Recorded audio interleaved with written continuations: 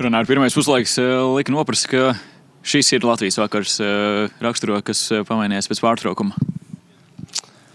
Es pat nezinu. Es domāju, ka varbūt neliela nekoncentrēšanās tieši momentā, un tas mums maksāja ļoti svarīgs tos ielaist tos pirmos vārdus. Es pat nezinu, ko teikt. Tur jāstāsta, gan jau, ka ir apakaļ spēle, bet jā.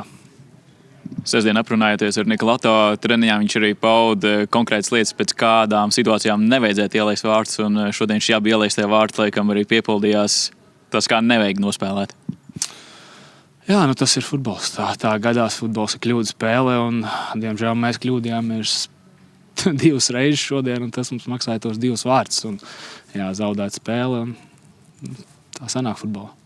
Raksturo savas darbības, jo daudz individuāla meistarība izgājiens vārtiem, un šitajos brīžos izdodas sāsināt situāciju pie Armēnijas vārtiem, kur varbūt pietrūk tā izšķirošā epizode, lai pārvērstu vārdu gumā.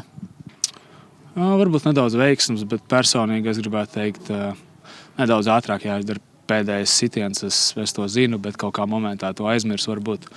Pa lielam, es domāju, ka mums bija ļoti daudz labu momentu, un varbūt tā sakam katru spēli, bet es ticu, ka mums tiešām šodien nepaveicās. Ja mēs piestrādāsim pie pēdējiem 10-15 metriem, es domāju, ka mēs varēsim konkurēt ar jebkuru komandu. Brīdī, kad Uldriķis panāca izlīdzinājumu, raksturošo emocionālo pacēlumu, tas bija tas brīdis, kad arī teorētiski šī viņa arī varēja otros vārdus gūt? Es esmu pārliecināts, ka arī vajadzēja gūt.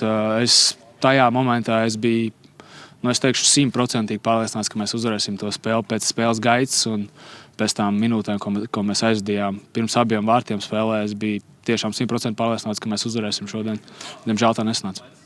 Pārspēles martā pret San Marino vai Maltu ir kāds parocīgāks pretinieks, vai šobrīd tas nav būtiski, kas nāks pretī?